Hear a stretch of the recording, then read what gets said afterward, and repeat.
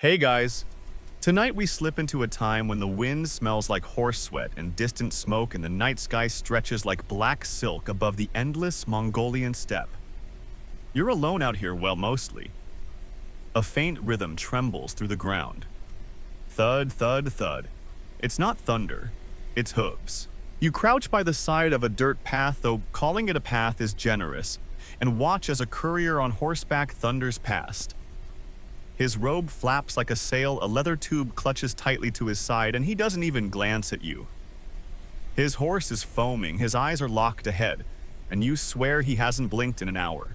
He's not just joyriding, he's carrying a message from the Khan. That's not metaphor, it's a literal message.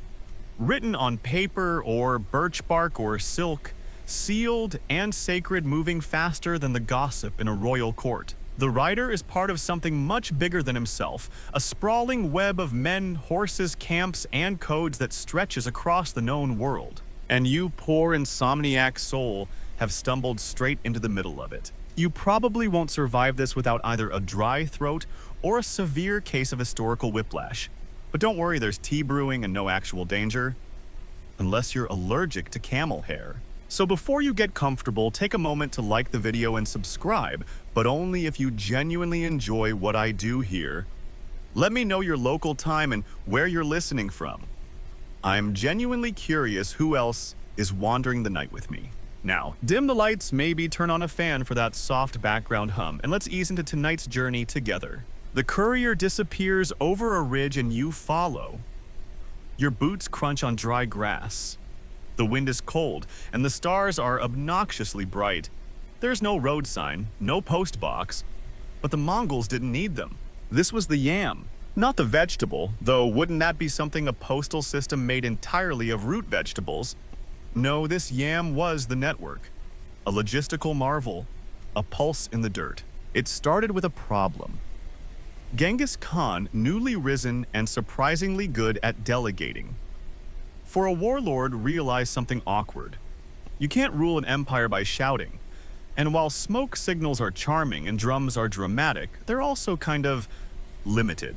So he did something terrifyingly modern. He built infrastructure. He ordered the creation of a system of relay stations known as Er-2, spaced roughly 25 to 40 kilometers apart. At each, couriers could swap out their tired horse for a fresh one-grab food or shelter and continue. It was Amazon Prime, but with more goat fat and slightly fewer missed delivery windows. These stations popped up like mushrooms after a thunderstorm, connected by informal paths etched into the land by hooves. No pavement, no markers, just knowledge passed from one dust-covered man to another. At its height, there were over 400 relay stations across the empire, covering an area from Korea to Hungary. That's not a typo. Hungary.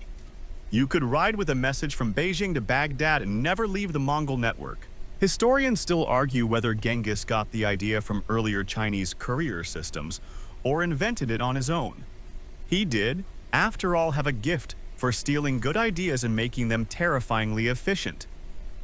Some scholars point to the Tang dynasty's system of post houses as inspiration. Others suggest influences from the steppe's own tribal traditions. But regardless of origin, Genghis didn't just copy, he scaled. You shuffle along under the stars, picturing a relay rider's life. Not exactly glamorous. Riders were expected to cover up to 200 miles a day, barely stopping to eat or breathe. They traveled in all weather at all hours and carried everything from imperial orders to jars of fermented mare's milk for distant nobles who apparently had terrible cravings. One fringe record even claims a courier once delivered a severed head wrapped in silk. Of course, though this may have been more of a warning than a message. Quirky, right? But that's the Mongol way, practical, ruthless, and sometimes weirdly efficient. You pause beside a ruined station, its walls slumped like an old man's shoulders. Maybe this was once a busy post, bonfires lit, horses tethered, couriers warming their hands before heading back into the dark. Now it's just stone and wind. But listen closely. You can still hear it, can't you? The echo of hooves, the sigh of paper, the whisper of history galloping past at terrifying speed while the rest of the world plods behind. And you, lucky traveler, get to wander slowly through the dust trail they left behind. You keep walking. The steppe feels endless grass, like brittle velvet beneath your feet, and stars that seem unusually smug about their permanence. The courier from earlier is long gone, probably halfway to a river by now, splashing through it at an unsafe speed while clutching a half-frozen scroll. But you're in no rush. You're tracing something slower, more deliberate. The bones of a network that once pulsed with urgency. The yam didn't spring up overnight, even if Genghis Khan would have preferred it that way. No, it grew like a nervous system, piece by piece, joint by joint, until it could reach across an empire and twitch wherever the Khan needed it to. In the early 1200s, after uniting the Mongol tribes and setting his sights on the rest of the known universe, Genghis realized his armies could only go as fast as his messages. Troops could be brave and terrifying, sure, but if they didn't get orders in time, they might just accidentally conquer the wrong kingdom. You know, like when you order pizza, but the delivery guy goes to your neighbor, and now you have to invade Persia. To avoid such logistical hiccups, Genghis instituted the Yam network. Not just for military coordination, though, that was obviously high priority, but also to administer newly conquered territories, send tax instructions, move intelligence reports, and ship gifts. Imagine getting a wedding invitation from the Khan. We're raiding Samarkand next Thursday. Dress code armor. RSVP by goat. The early Yam stations were often just a tent of fire and 2 tired horses. But even in their simplicity, they worked. Over time, these were upgraded to permanent wooden or mud brick structures. Some even had small barracks for the staff because, yes, this network had staff. A lot of them. Stable hands, cooks, record keepers, and the occasional guy whose only job was to weigh a courier's satchel and make grumbling noises. You pass one of these foundations now. Just a few rocks arranged in a barely there circle. But this might have been the first stop west of Karakorum, the Mongol capital. Couriers would leave there just before dawn, stomachs full of barley porridge, carrying news of campaigns, births, treaties, and maybe even rumors about which general was secretly growing out his bangs. The Yam was about more than messages. It was about visibility. It let the Khan look across his empire and see. It created a sense of presence of reach, without needing to physically be everywhere at once, which, to be fair, would have been exhausting. Historians still argue whether this centralized communication was Genghis's own brainchild, or if it was adapted from conquered peoples' systems. The Khitan and Jin dynasties had similar, smaller-scale networks, but what made the Mongol Yam terrifyingly effective wasn't the idea, it was the enforcement. You couldn't ignore a courier. If someone showed up with a paisa, an official plaque of authority, you had to feed him, shelter him, and hand over your fastest horse. Refuse, and you might get a strongly worded reminder from the Khan. Or a not-so-strongly worded sword through your tax documents. This system became so effective that travelers from outside the empire, like the Venetian merchant Marco Polo, marveled at its reach. Polo claimed that messages could travel faster across Asia than anywhere in Europe. He described post houses filled with fresh horses, guards stationed at intervals, and detailed records kept by sleepy administrators who probably didn't get enough lunch breaks. You picture that now, a dusty desk, a pile of scrolls, and one middle-aged Mongol sighing into his soup because a courier just showed up with an urgent order at 3 a.m. But there were advantages. The Yam didn't just serve the military elite. In some cases, it ferried supplies during famines, sent medical instructions during outbreaks, and even helped reunite families. One quirky record tells of a lost child returned to his village thanks to a relay rider who remembered a mother's odd description. He has one ear and never shuts up. Touching and weirdly specific. The Yam wasn't cheap, though. It required immense coordination and funding. Local communities had to supply horses and food. The empire had to maintain thousands of staffers and replacements. And sometimes corruption slipped in horses going missing, food going bad, and messages mysteriously rerouted to help a noble cousin or two. Still, the system stood. For over a century, it pulsed reliably. A letter written in the palace of Khanbalik, modern-day Beijing, could reach the banks of the Volga River faster than you can say, "Please don't spill kumis on the royal edict." You stop now and kneel down in the grass. Something gleams faintly in the moonlight. It's a scrap of bronze curved, worn down, maybe the corner of an old paisa. Or maybe just a bottle cap, but in your sleepy state it feels like a link to the past. You imagine the fingers that once held it. Calloused, focused, cold from the wind, delivering a message that could shift the fate of a kingdom, or simply tell someone their cousin in Bukhara says hi. The courier wasn't a celebrity, but he was vital, a whisper in the ear of history. And here on the silent steppe, his hoofbeats echo just a little longer. You keep moving west, but not because you know where you're going, just because the air feels like it remembers things. The wind carries a dry, tired sort of sigh. The kind of sigh you'd expect from a horse that's been swapped out 25 times and still hasn't reached the end of the shift. You're on what used to be one of the Empire's arterial routes. It doesn't look like much now, just dirt, grass, and the occasional startled marmot. But once this was the Mongol express lane. You come upon the ghost of an old relay station. The timbers are gone, but you can still feel the outline, the ring, where the gear would have stood, the flattened grass where supplies were probably stacked, the soot-black circle where a fire pit once glowed orange against the cold. It's quiet, but not dead. Imagine arriving here, galloping out of the dark with your horse gasping and legs aching. You dismount in a stiff, slow motion that says you've been riding for hours. Someone's already waiting, maybe a boy with a nose running from the cold, and a pot of barley soup on the fire. The swap happens fast.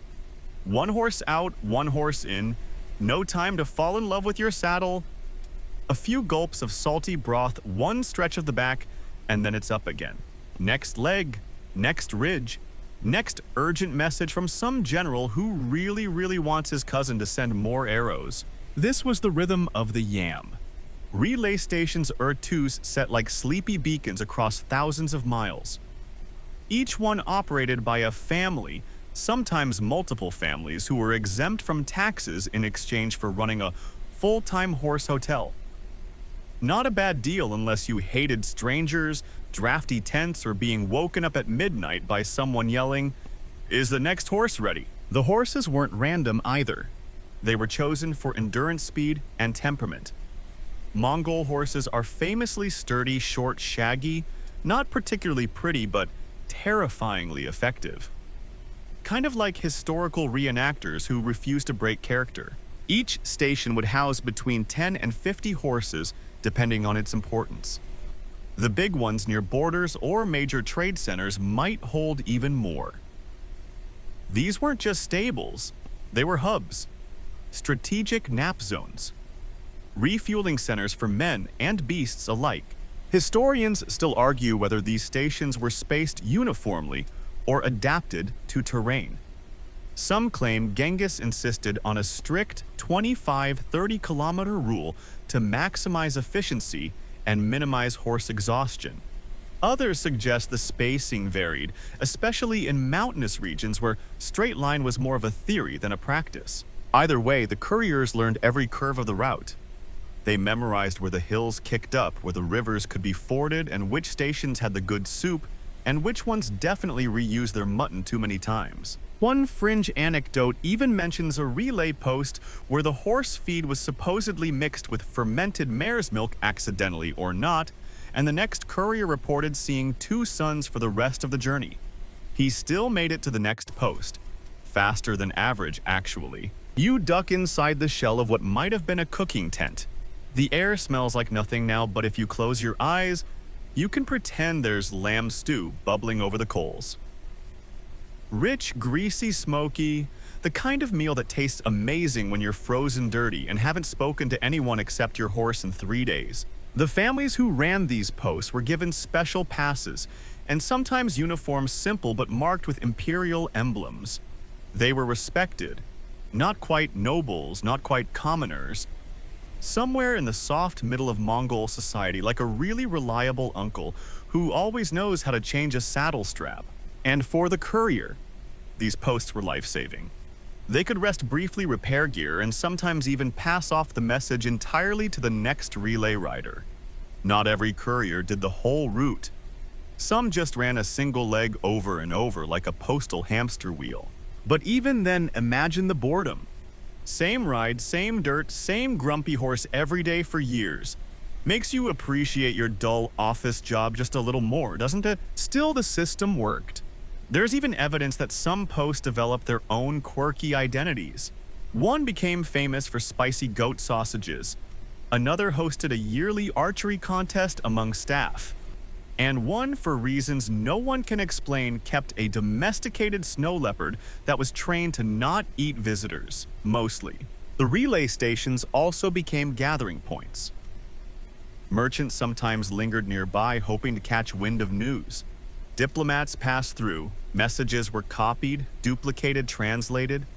Some posts even had scribes whose job was to transcribe notes for delivery because writing with one hand and writing with the other is a skill only Instagram influencers have mastered. You step out into the open again, the sky stretching huge and silent.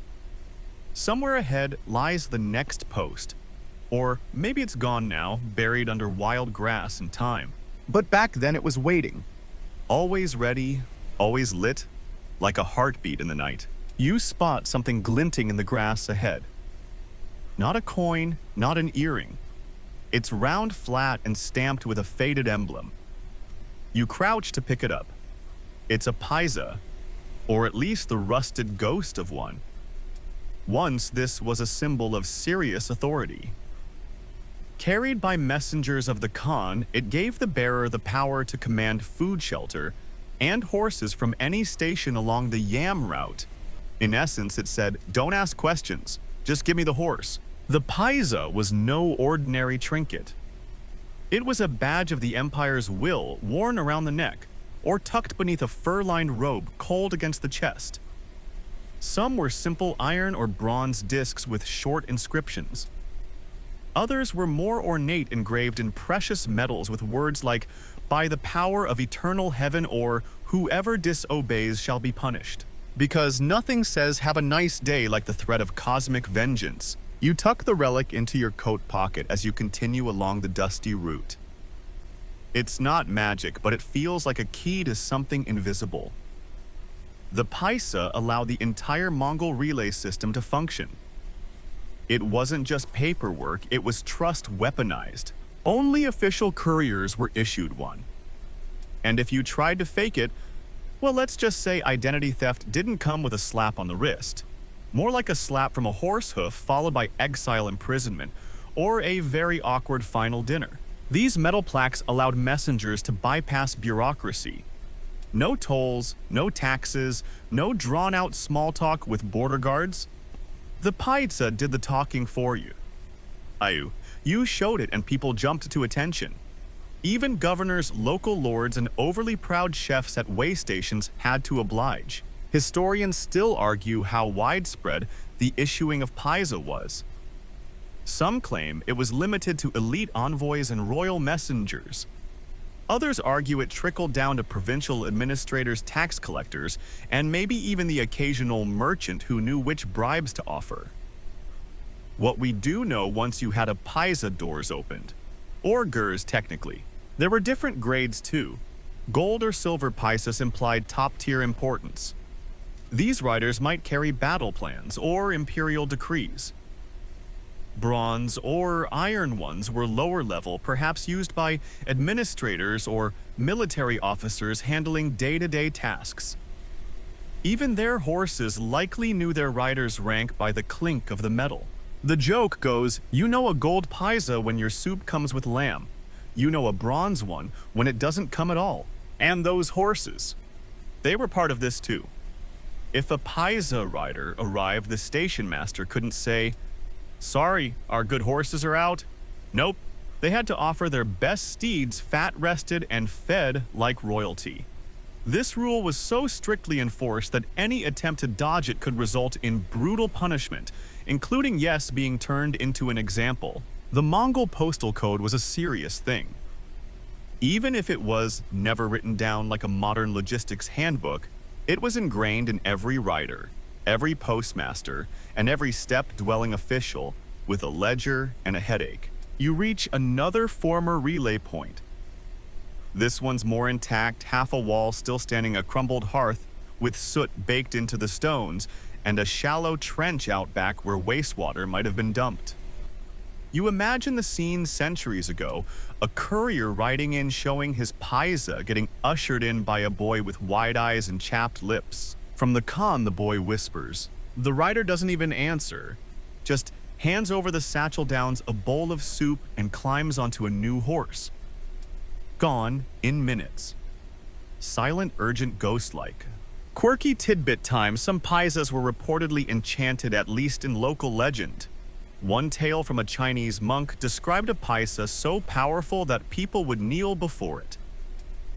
Another account suggests that a courier once used his paisa as a makeshift frying pan. Whether that's practical or just a sign of extreme desperation is still up for debate. You wonder if any of these couriers ever abused their power. Took a longer nap, demanded extra rations, asked for a musician to play a tune while they waited. Probably. People are still people, but abuse wasn't common, not because they were saints, but because the Mongol system was watching. And if your message didn't arrive on time or your paisa showed up without you, well, that got noticed. The paisa system wasn't unique to the Mongols.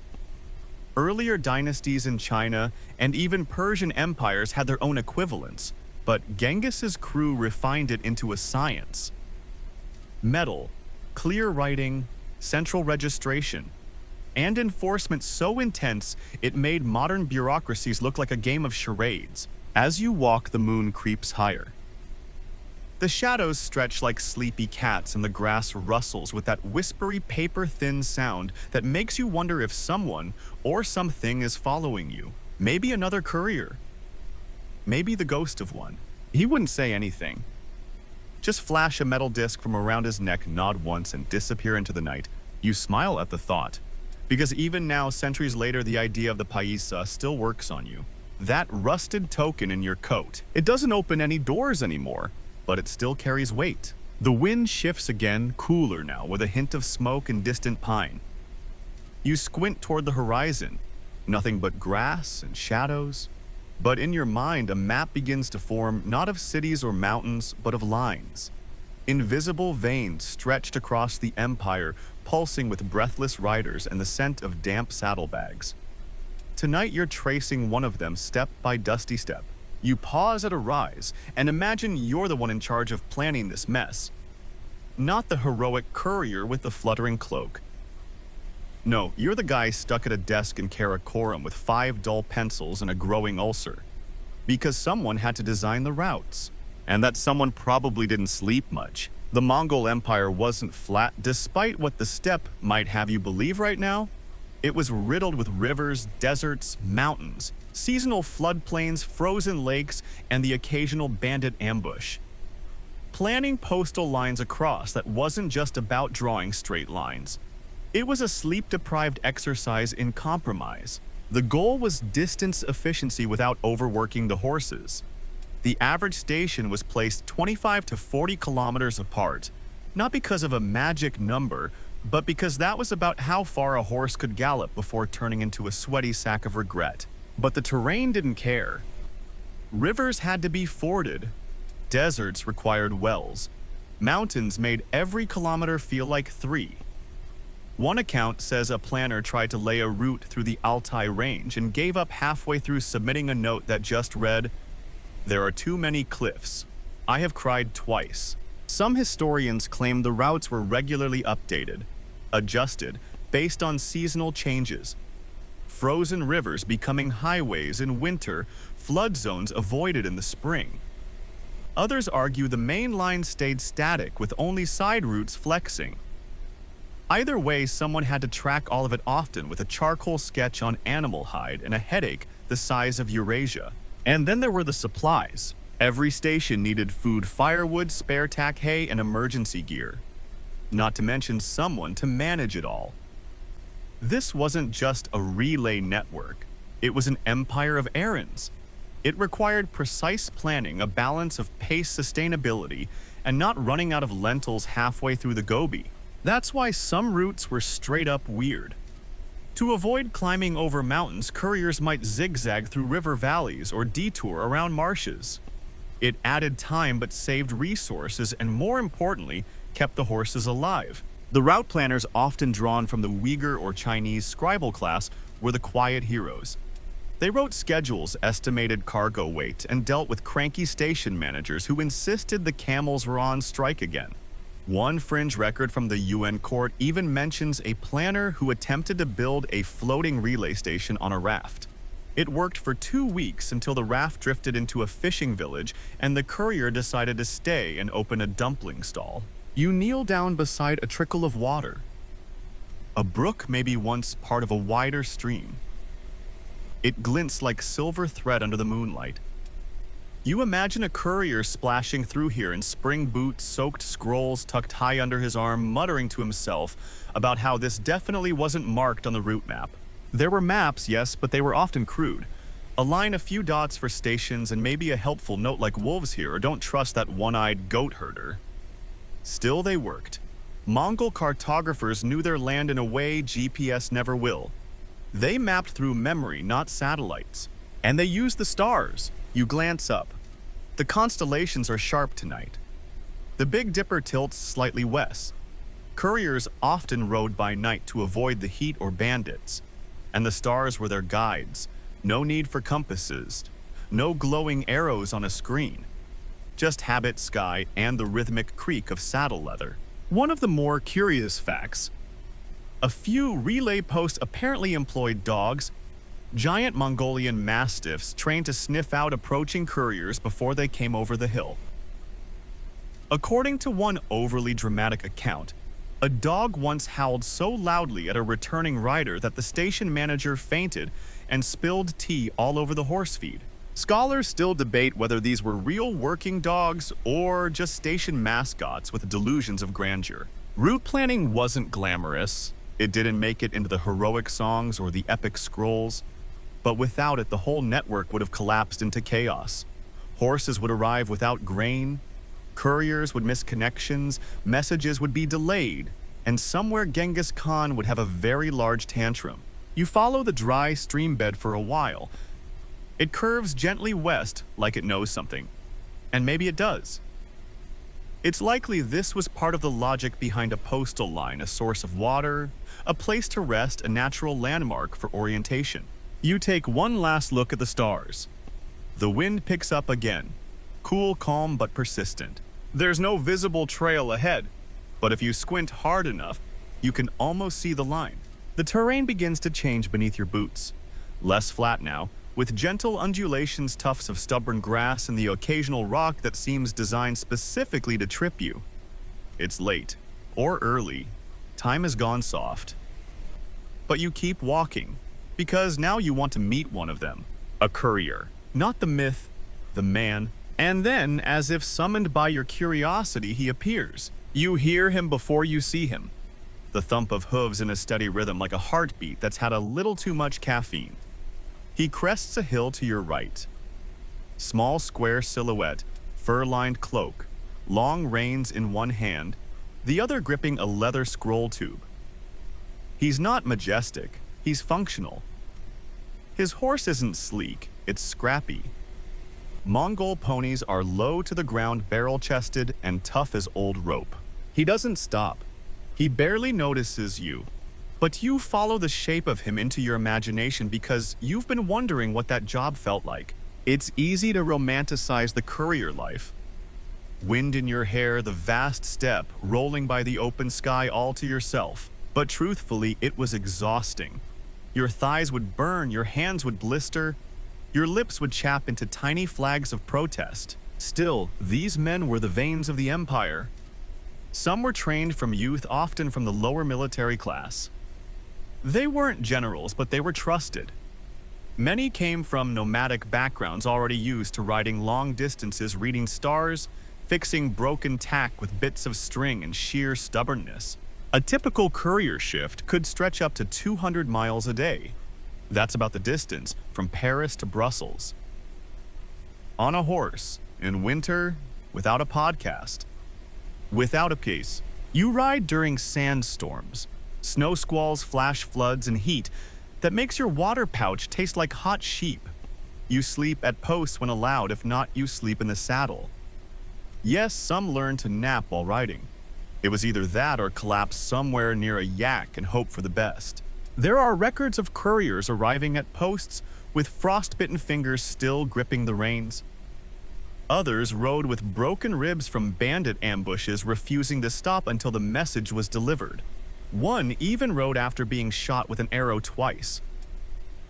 Which feels a little excessive, but commitment is commitment. And meals sparse and improvised.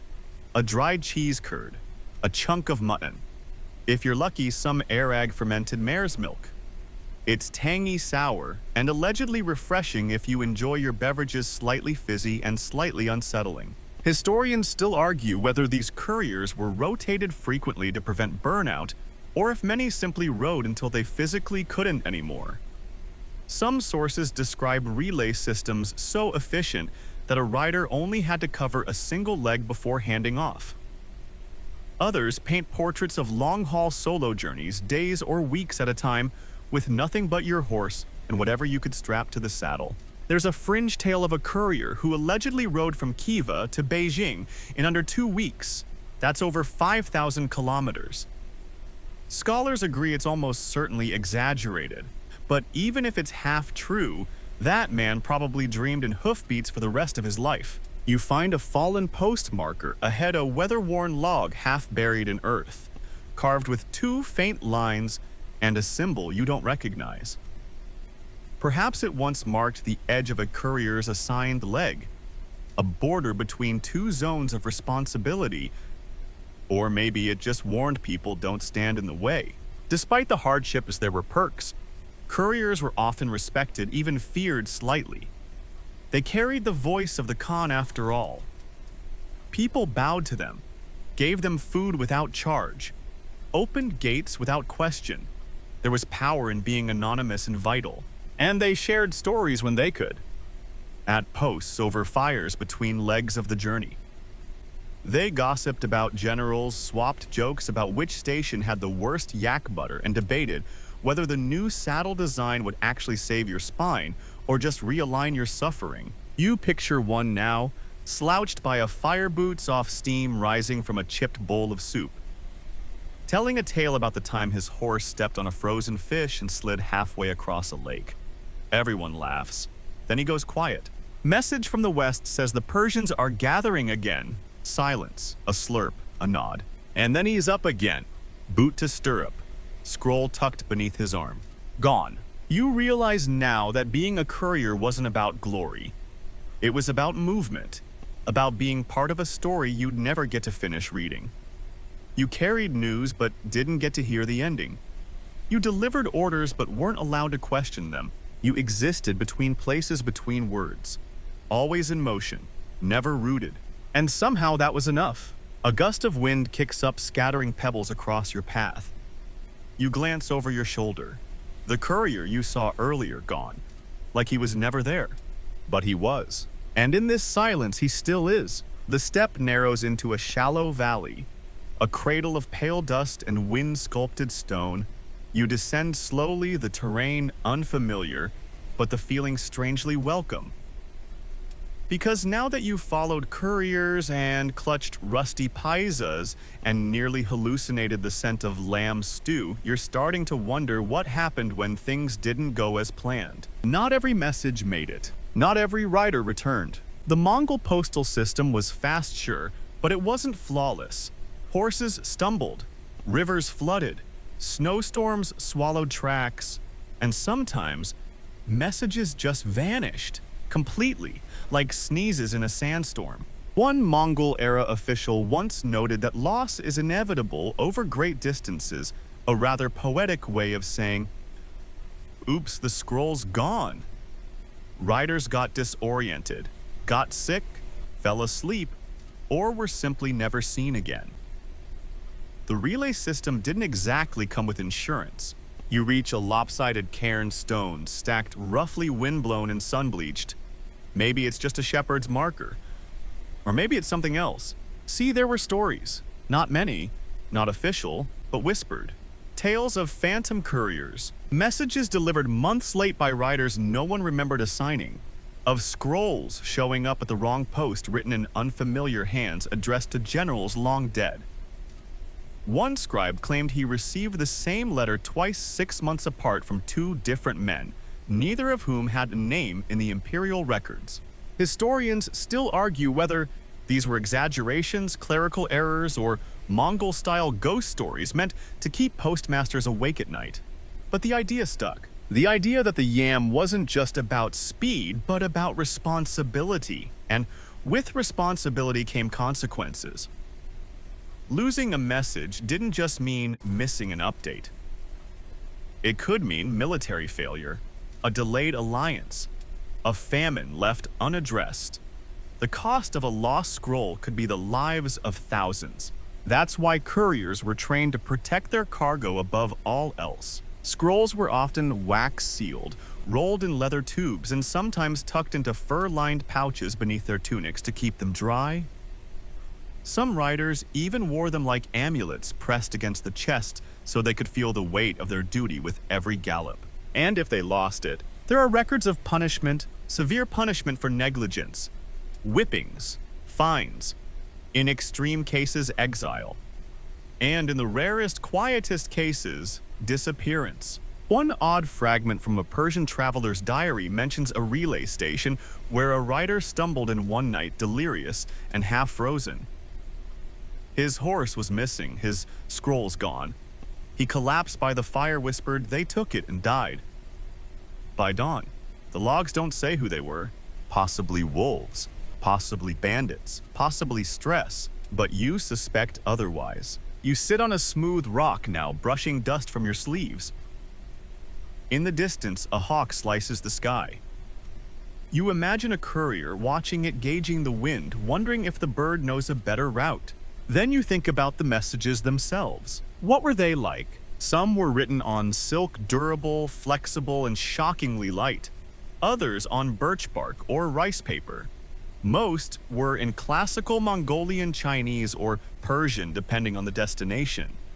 A few were encoded using substitution symbols or complex spacing tricks meant to obscure their contents if intercepted. And intercepted they sometimes were.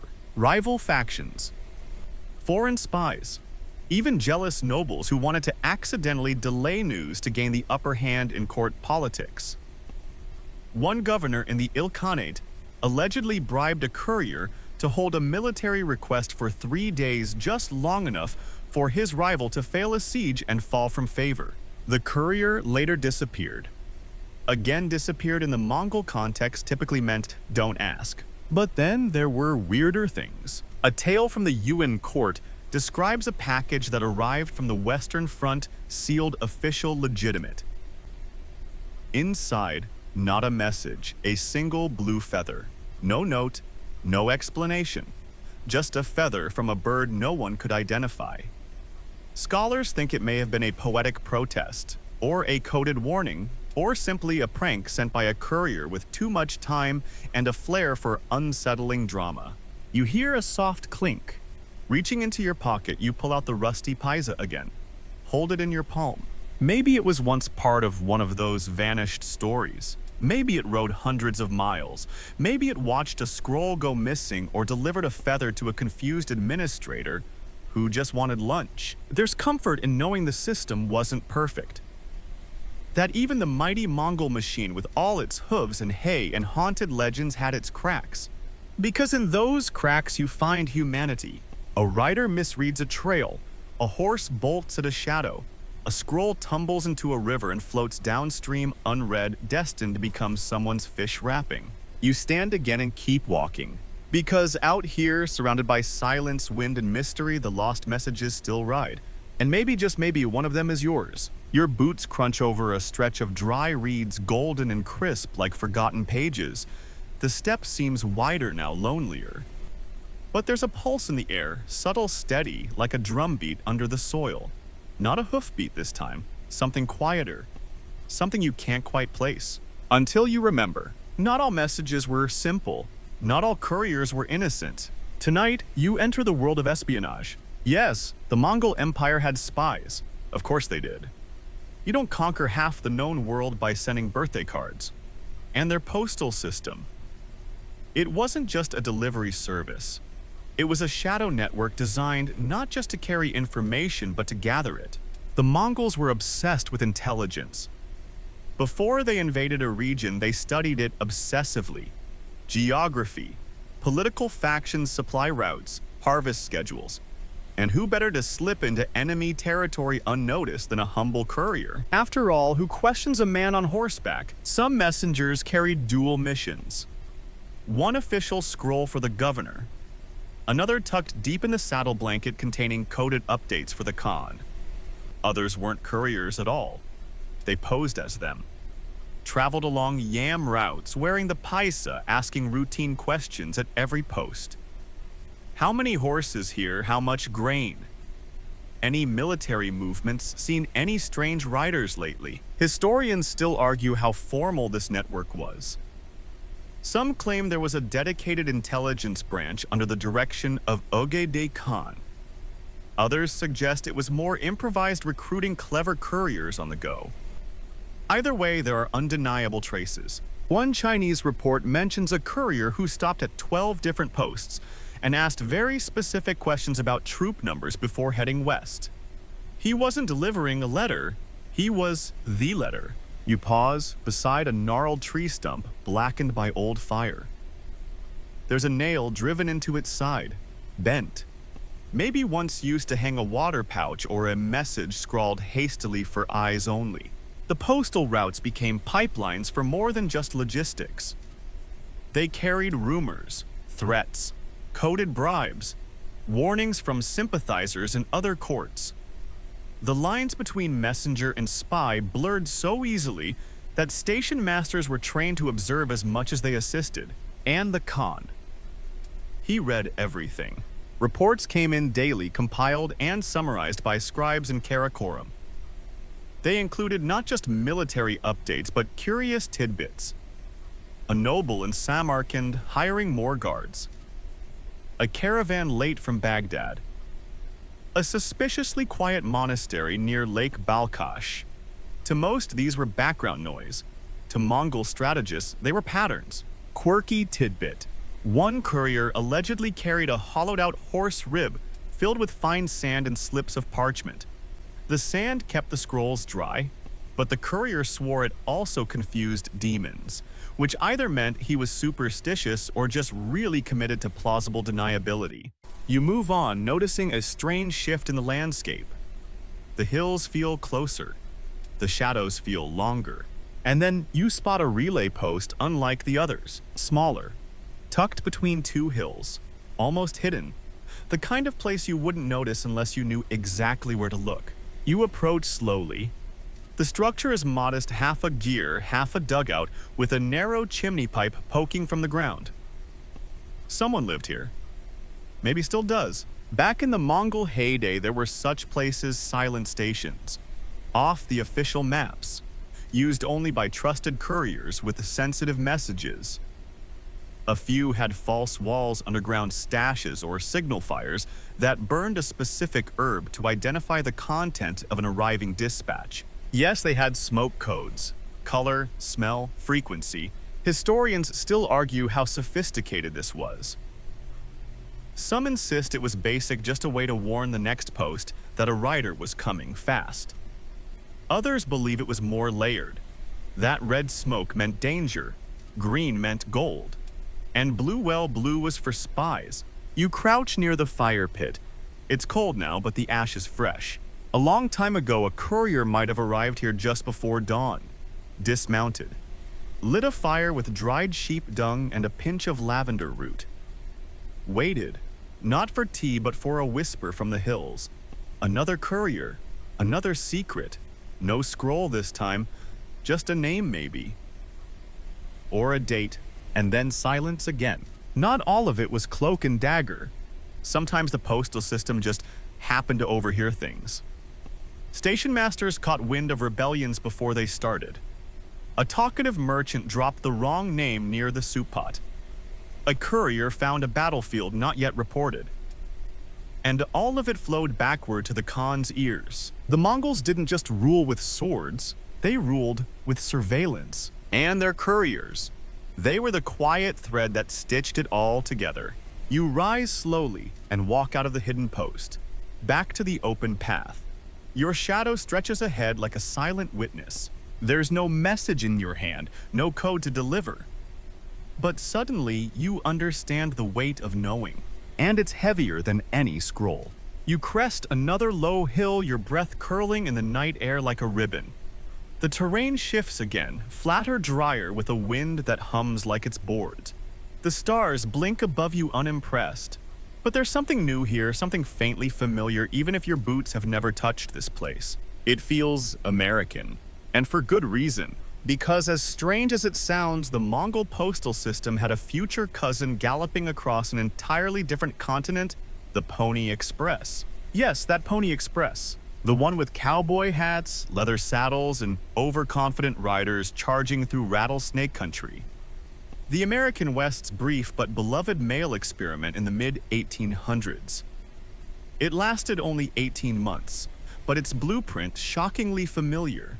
Relay stations, fresh horses, riders trained to ride fast and light, messages sealed and strapped to the body. Every second counted. Every station mattered. Sound familiar? The Mongol yam system, centuries earlier, had already worked out many of the same kinks. Swap out yurts for log cabins, mutton for beans, and silk scrolls for paper envelopes, and the systems could almost shake hands across time. Historians still argue whether the founders of the Pony Express knew about the Mongol precedent.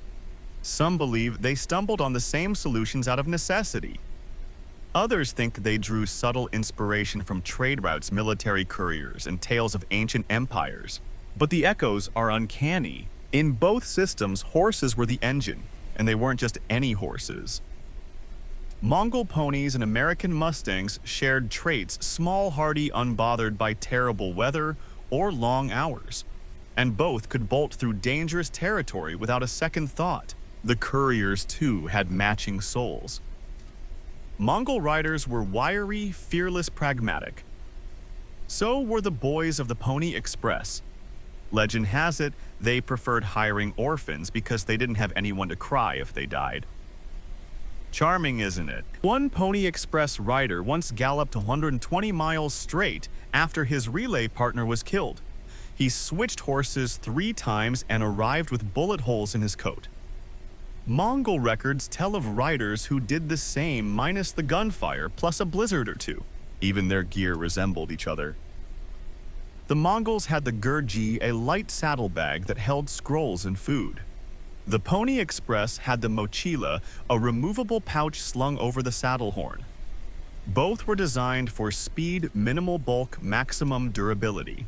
And both systems had to deal with bandits, breakdowns, and bad luck. One Mongol courier was reportedly ambushed by local rebels, fought them off with a bow, and delivered his message 2 days late with an apology. A Pony Express rider once survived a Comanche raid, crawled the last stretch with a broken leg, and was paid extra for punctuality. Because, of course he was, you reach a dip in the land, a place where 2 old trails meet. In the distance, you swear you can almost see 2 riders passing each other. One in furs clutching a scroll case, the other in a wide-brimmed hat slapping dust off his boots. They don't speak. They just nod, understanding each other completely. Different centuries, same job. There's even a quirky footnote in postal history where an American general sent to observe logistics systems in Asia during the 19th century returned with a copy of a Mongol courier map, marveling at how unburdened the system was by excess. He said it like it was a bad thing.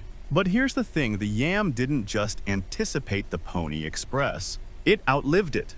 While the American version lasted just a year and a half, killed off by telegraphs and bankruptcy, the Mongol system thrived for over a century. Think about that. For more than 100 years, messages moved across an empire of deserts, mountains, and chaos with greater reliability than some modern email servers. And all without a single printed schedule. You reach an old riverbed dry and cracked now. But you can picture it then lined with grass hoofprints deep in the mud a-splash as a rider galloped through at dawn. Whether it was a Mongol courier or a Missouri boy with a saddlebag full of election results, the purpose was the same: move the word forward. Keep the message alive. Today, both systems are gone. Replaced by planes, satellites, fiber optics, and the occasional text that autocorrects sword shipment to sweater shipment, ruining someone's week. But their spirit lingers. In the blur of wheels on a postal truck, the ping of a delivered package, the moment your doorbell rings and something important or ridiculous arrives, you take a long breath and look across the plain. If you listen hard enough, you might hear hoofbeats from both directions. One from the steppe, one from the prairie, both riding toward the future. Your path veers north now, cutting through scrubby grass and low ridgelines that roll like lazy waves. The air sharpens as you go, cooler, edged with the scent of something old and metallic. You draw your coat tighter. Somewhere ahead, the ground glimmers. You're not imagining it. It's a river. But not just any river. In winter, this was a Mongol highway. That's right. When temperatures dropped low enough, and let's be honest, on the steppe, they really dropped, rivers froze solid. And the Yam couriers, they use them. Historians still argue whether this was an official adaptation or just something clever couriers figured out on the fly. Either way, the logic is impeccable. Frozen rivers are flat, straight, and blessedly free of mud and brush. For a courier in a hurry, ice was a gift.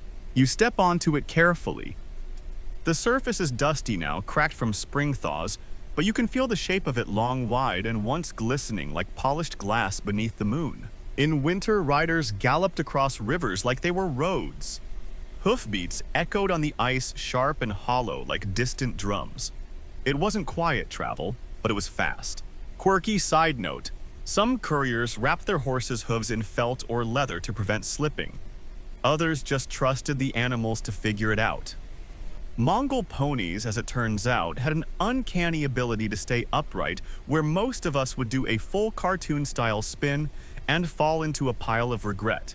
There are even records of temporary ice relay stations, makeshift camps set up along frozen rivers with extra hay, hot stones for warming scrolls, and salted meat jerky that doubled as both rations and improvised chew toys for the horses. But ice came with risks. You kneel at the river's edge and run your fingers along a patch of old frost, still clinging to a shadowy bank. You can imagine it, riders thundering across the surface, the creak of the ice beneath them, the tension in every breath. Because if you fell through, you didn't deliver your message, you didn't return, you just disappeared beneath the surface. One tragic tale from the early 1300s tells of a courier who broke through near Lake Baikal. His horse survived, he didn't. But the scroll he carried was found days later, frozen inside his pouch, perfectly preserved, its wax seal still unbroken. The message was delivered anyway. Now that's dedication. And it wasn't just rivers. In the far north permafrost, trails doubled as express lanes. Some posts even kept sleds ready, drawn by oxen or reindeer, for use when snow got too deep for horseback. Imagine riding through a blizzard in a fur cocoon, your scroll tucked into your glove, the sky a blur of snow and moonlight. You hear it now, don't you? That soft grinding of hooves on crusted snow, the puff of breath from a horse's nostrils, the jangle of harness buckles stiff with ice. The Mongols didn't see winter as an obstacle, they saw it as an opportunity. While other empires slowed down, huddled indoors, and prayed for spring, the Yam kept moving. Messages were still sent, orders still arrived, taxes still got collected because, of course, they did. Some scholars argue this winter resilience was part of what made the Mongol administration so terrifyingly efficient. It was year-round, unrelenting. You couldn't wait them out. You couldn't hide behind seasons. If Genghis Khan wanted news from Tabriz in February, someone rode for it. You find a narrow bridge ahead, just a log weathered and warped, stretched over a still-flowing creek. Probably not from the old days, but it feels like it could have been. You cross it slowly, the planks groaning beneath your weight. On the other side, a small cairn marks the spot. 3 stones, 1 feather, 1 chunk of polished bone. A memorial. A marker. You don't know, but something about it makes you pause. Maybe it belonged to a courier who never came back. Maybe it's just superstition. Or maybe it's a reminder that speed isn't the only thing that matters. Sometimes remembering is its own kind of message. You take a breath watching it fog in the air. There's something humbling about this frozen road, about the knowledge that entire civilizations once trusted it to carry their hopes, their threats, their good news and bad. And for a little while beneath the moonlight it still does. You leave the frozen river behind, trading its glassy echoes for softer ground. The path rises into low hills, yellowed by wind, dotted with the skeletal remains of fence posts and dry shrub. It feels quieter now, not just still but watched. Not by ghosts, not by couriers, by administrators. Because for every soaring rider thundering across the empire, there was someone standing still. Someone holding a ledger, someone checking the math. Yes, tonight you meet the yam inspectors. Don't worry, they won't bite, but they will audit you. The Mongol postal system wasn't just horses and heroism, it was bureaucracy. Behind the riders, there was a small army of record keepers, overseers, supply checkers, and yes, paperwork hoarders with excellent handwriting. Each relay station was required to log activity. Who came, when they left, what they carried, which horse they used, whether that horse came back looking like a champion or like it had just survived a very weird thunderstorm. And overseeing it all, the yam inspectors. These were imperial officials appointed to monitor the health of the network. They traveled the routes regularly, usually on slower horses, often in groups, and they brought with them little scrolls, inky brushes, and the quiet thread of disapproval. Historians still debate whether their main role was quality control or low-level intelligence gathering. The truth is probably both. They were the eyes of the administration. Their reports flowed back to the capital detailing not just the efficiency of posts, but any signs of corruption, delays, missing horses, or, heaven forbid, stolen millet. You pause at what might have been one of their inspection camps. The circle of stones here is tighter. A collapsed yurt frame lies nearby, its ribs splintered and sunk into the earth. It doesn't have the rushed, temporary feel of a courier stop. This one feels permanent, patient. You imagine the inspector here kneeling over a ledger by candlelight. His job isn't glamorous, but he's thorough. Each column of ink records something vital. Number of fresh horses, amount of hay distributed, how many bowls of soup the courier consumed 3, and whether he asked too many questions about troop movements. Inspectors were allowed to fine stations for poor performance. In extreme cases, they could shut them down entirely. One account tells of a station that tried to recycle scroll containers by keeping the wax seals and swapping contents. The inspector fined them, confiscated their jerky rations, and reassigned their best horse to a more deserving post. Justice Mongol style. Quirky tidbit. Some inspectors traveled with portable folding desks, wooden contraptions that unfolded into miniature writing platforms complete with brush slots and inkwells. Others rode with personal cooks. One even had a parrot trained to shout delay if a courier arrived late. That inspector did not receive many party invitations, but they were necessary. Without oversight, the yam risked rot from within. Corruption did happen. Station masters sometimes hoarded supplies, horses disappeared, posts exaggerated their performance. There are documents suggesting a minor official once ran a side business breeding relay horses for racing and gambling. He was eventually caught when his champion stallion turned up wearing a paisa. Inspectors also ensured couriers weren't misusing their power. A gold paitsa was not a free pass for intimidation or extended naps. If a rider abused his status, inspectors could revoke his credential and reroute him to the lowly task of manure transport. You climb another hill. At the summit stands a carved stone, cracked, faded, but etched with a date. Mongol numerals, weathered but legible, perhaps marking the final audit of this region. A farewell, a closing ledger entry.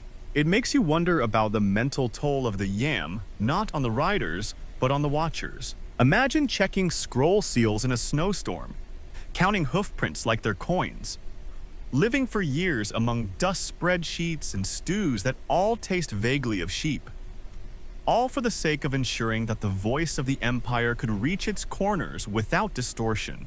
That was the job. Not fast, not heroic, but necessary. You keep walking, and the hill dips again, revealing a wide-open plain. Far ahead, the shadow of an old station looms barely more than an outline now. But in your mind, you see it bustling riders, arriving pots, boiling scribes, recording everything with the intensity of someone who hasn't blinked in hours. A paper empire hidden beneath the hooves. The Mongol system didn't survive just because it moved quickly. It survived because someone was always watching, always writing, always checking to make sure the world didn't fall apart between Karakoram and Kashgar. And tonight, under this faded sky, you've seen both sides, the rider and the record keeper. One writes history in dust, the other copies it in ink.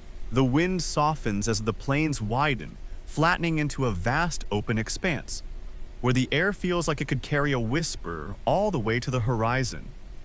You walk slowly now, the silence almost too complete. But then you spot something strange. Two narrow tracks pressed faintly into the earth. Parallel, worn smooth by hooves long vanished. They point east to west like an arrow shot between worlds. These weren't local routes. These were international. Tonight you follow the Mongol couriers beyond the empire. Because the yam didn't stop at Mongolia's borders, it spilled outward into Persia, Russia, China, Korea, and deep into Central Asia. The network flexed across continents, touching dozens of cultures, languages, and governments. And somehow, impossibly, it still worked. You pass a broken milestone, barely more than a buried stone shard.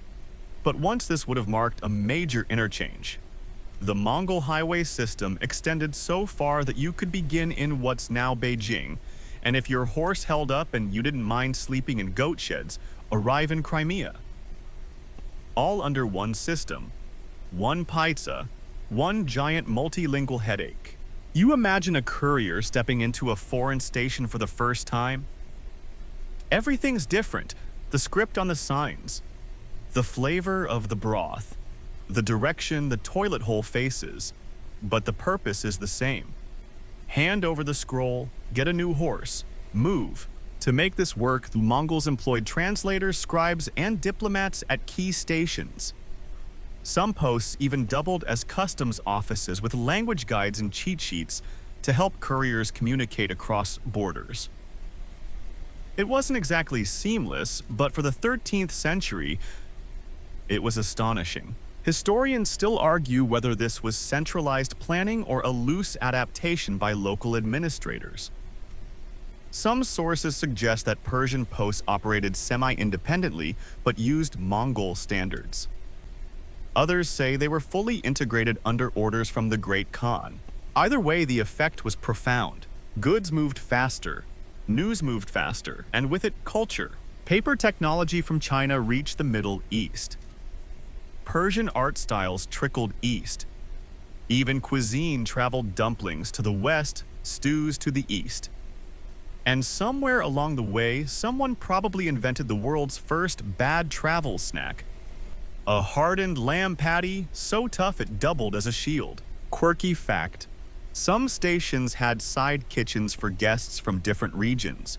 A Korean ambassador once requested less spicy noodles at a Central Asian post, and the cook reportedly wept from confusion.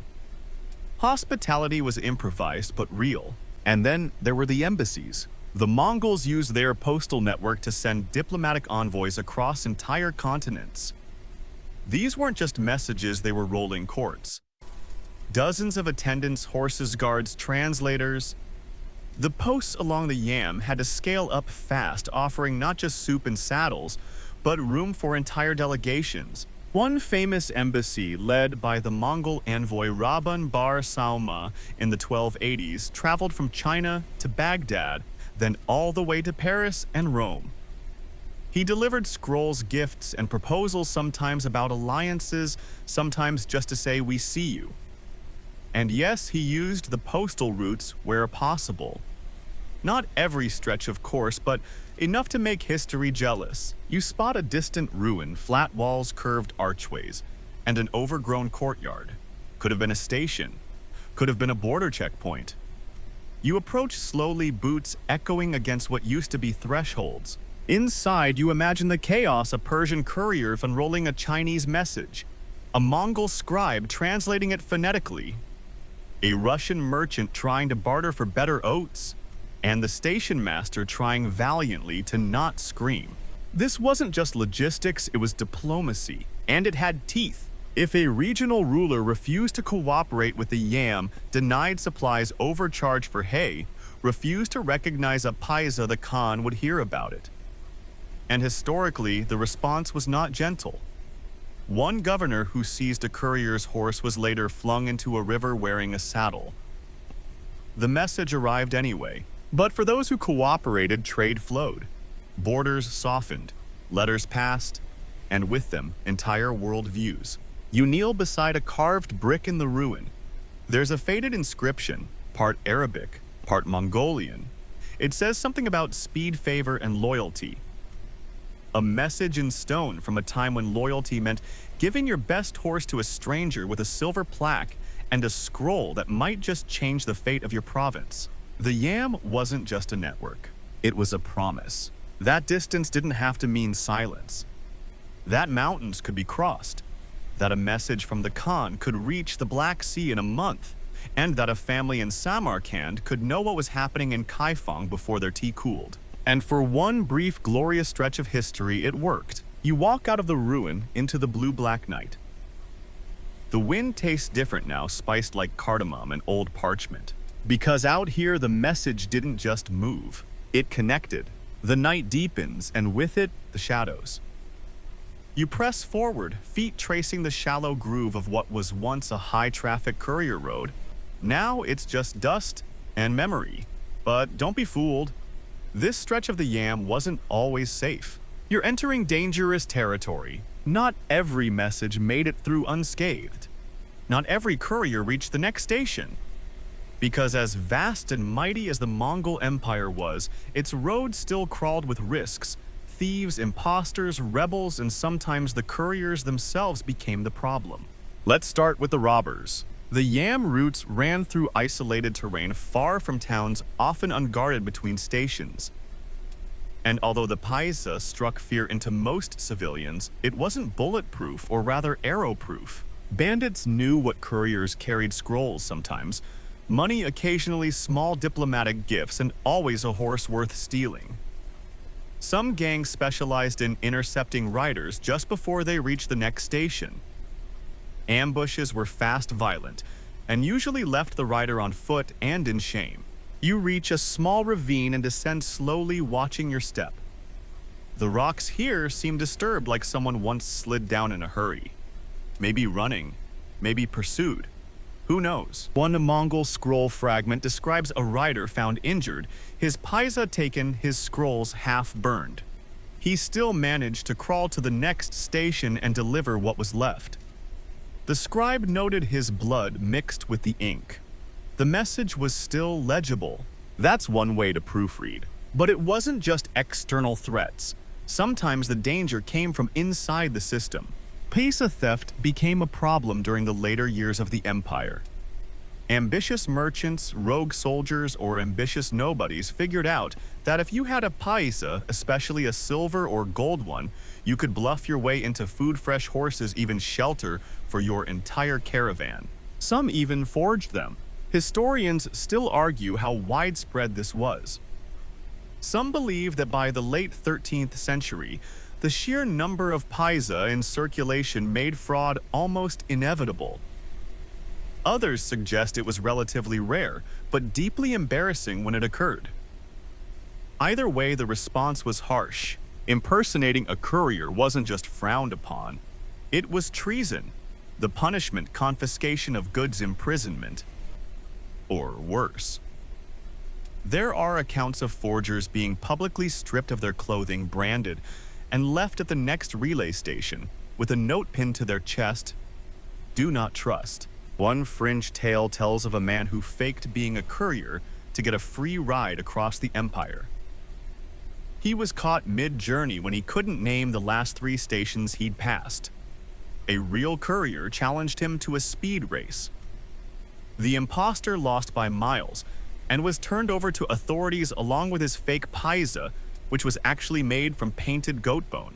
Creative, just not effective. You crest a ridge and spot the outline of an abandoned post. Its walls are scorched, blackened in patches, half collapsed.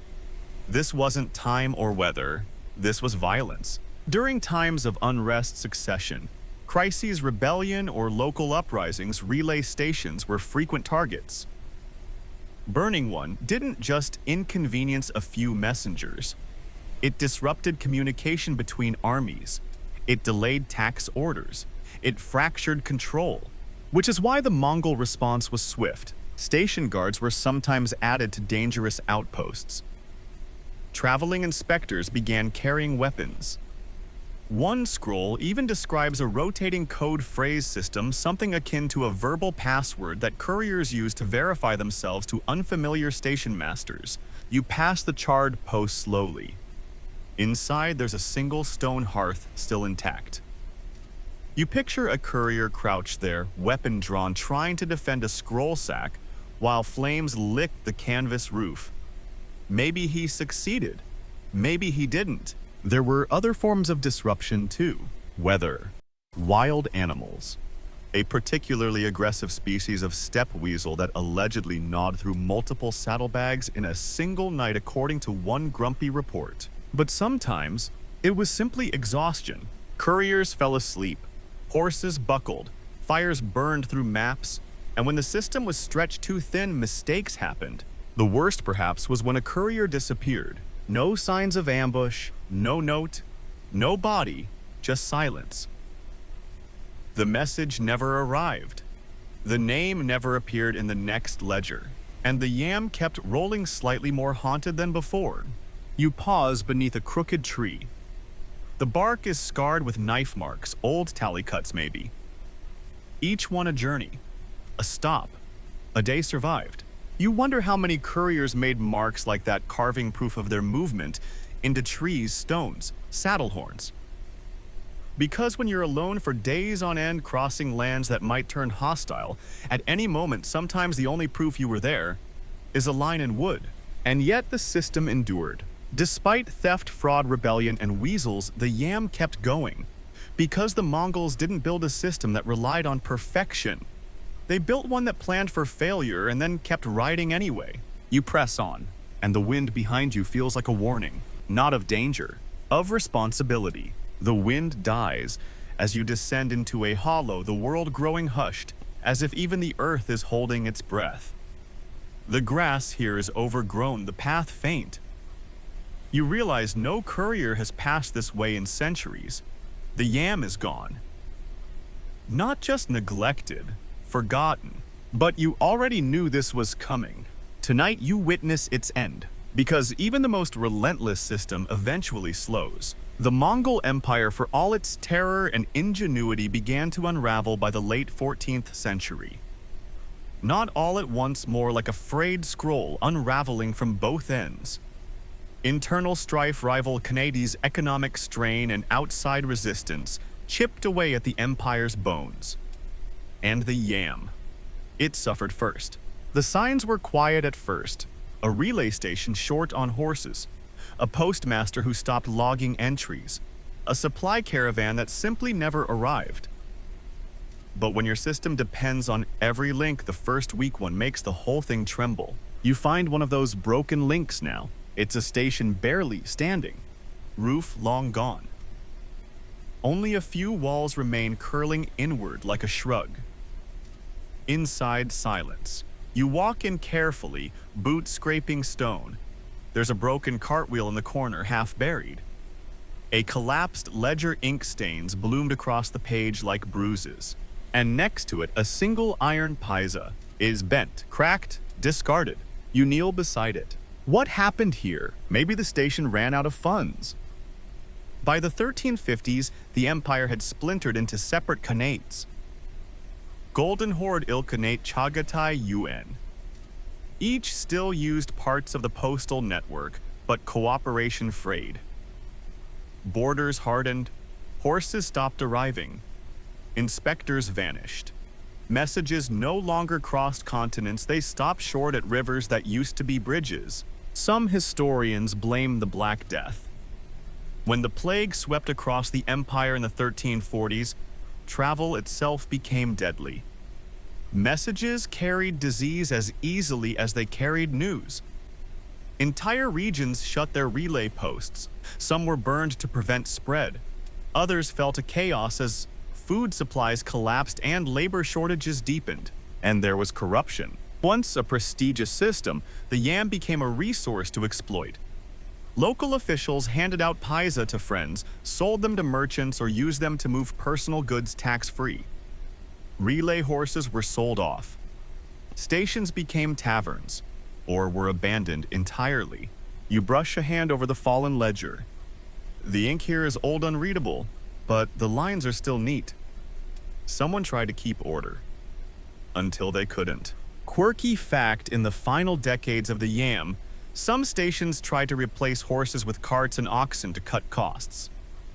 One report said deliveries were more affordable, but emotionally slower, which might be the most bureaucratic way of saying this is falling apart that's ever been recorded.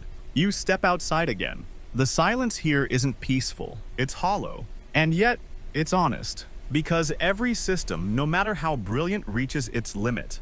The Mongol postal network, once the envy of the known world, died, not with a bang, but with 1,000 small shrugs. One missing horse, one unpaid courier, one scroll left undelivered. Over time, even memory gave out. The stations fell. The paths were reclaimed by grass and wind. And yet, it echoes. A few paisa survive. Buried in riverbeds, tucked in museum drawers, unearthed by accident. A handful of crumbling maps still show the relay points, ghost dots across Eurasia, forgotten but stubborn. You pass a marker carved into stone, a list of names, faded, illegible. Perhaps riders, perhaps station keepers, perhaps no one important at all. You whisper a thanks anyway, because for over 100 years they kept the world connected. Not with magic, not with miracles, but with hooves, hunger, and hard sleep on dirt floors. You climb the last hill and look back. The ruins blur into the landscape. The trail behind you narrows until it disappears entirely. That's how endings happen, isn't it? Not all at once, just a little less, and then a little more, until even the echoes are out of breath. The ridge is quiet. Your footsteps sound softer now, cushioned by moss and the fading hush of memory. You've walked the length of an empire, not by miles, but by time. And here at the edge of the route, you find what's left. Not ruins, not horses, just wind and the echo of hoofbeats you can no longer hear. The final courier passed through here long ago. No fanfare, no crowd, just a last scroll tucked tight against the chest, a horse that would never be swapped again, and a sky so wide it swallowed the road whole. But the yam, the Mongol postal system, left something behind. Not stone monuments or golden trophies. Something subtler, stranger. It left the idea that messages could fly without wings, that time could bend for the sake of a scroll, that even a war-torn empire could remain connected by riders' relay posts and the insistence that someone would get the news through. And you wonder now, under these stars, how much of the modern world owes its shape to this vanished web. To the couriers you never read about, to the ponies that gallop their joints into ruin, to the inspectors who knew the weight of missing data before we had spreadsheets. Historians still debate the scale of it all. Was it 1,400 posts, 200,000 horses? They argue over distances, dates, costs. But no one denies its reach. For a while, this was the most efficient communication system on Earth. And now it sleeps. The wind moves through the grass like a message in another language. You close your eyes. You can almost hear its scrolls rustling saddle leather, creaking the thud of hooves like a heartbeat. The yam isn't dead. Not really. Every email, every text, every click of send carries its ghost. The instinct to connect, to relay, to say, "This matters, please carry it for me." You smile. Because someone once stood here just like you, holding a sealed message and staring into the dark, hoping it would get where it needed to go. And because it did, we remember. When down, 300 words. So now as you settle into the hush of night, let your breath slow and your thoughts drift. The hoofbeats are gone. The roads are grass. But the message was delivered. Somewhere far away, a station fire still flickers in memory. A postmaster wipes sleep from his eyes.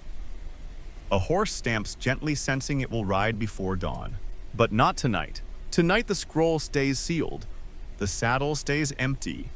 The wind hums a lullaby across the steppe, soft as felt, cool as early frost. Let the silence hold you. Let the long shadows of ancient routes wrap around you, not as ghosts, but as blankets of history tucked in close. You've followed the couriers. You've stood at their fires. You've heard the forgotten whisper of ink, parchment, hoof, and breath. Now you are still, and that's enough. Close your eyes, dear traveler. The last message has been sent, and there's nothing more to care